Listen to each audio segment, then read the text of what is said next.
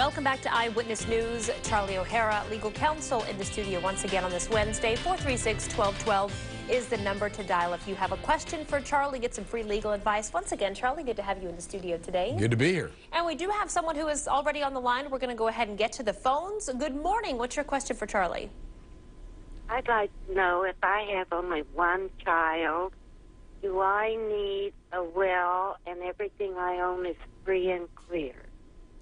Well, it really depends a lot on the circumstances. I mean, obviously, if you're quite wealthy, if you have a lot of money, you're going to need a will because there's a lot of things you can do for tax purposes and things like that.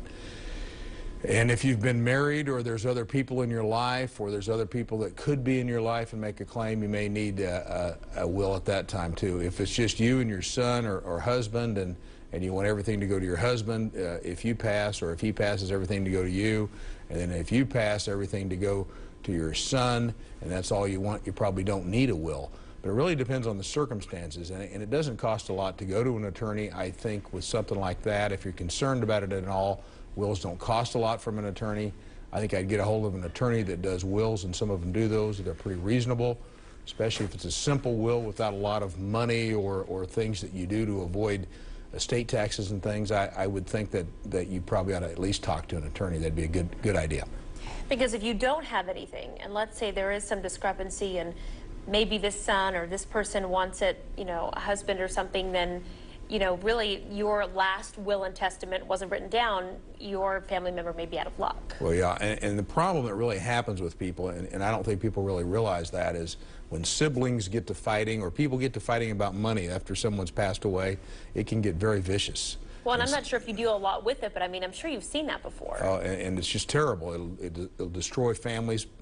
Brothers and sisters won't speak to each other, or aunts and uncles won't speak to each other. So it's something, if you can get it taken care of before you pass away, it's a good idea. And I know we talk about a will. There's also, I believe, something called like power of attorney.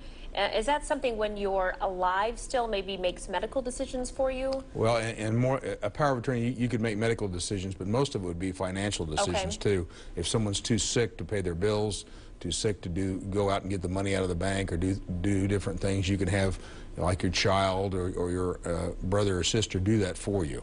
And it can be done, and usually hospitals have somebody that will prepare those for you. I don't even think you need an attorney for those. And really, when should you do something like this as far as a will is concerned? Because I know some people may think they're too young, but especially maybe if they have a new baby or something, is that the time they consider it, or is any time a good time? Well, probably once you have some kids would be the time to consider. But the problem is it kind of controls what happens.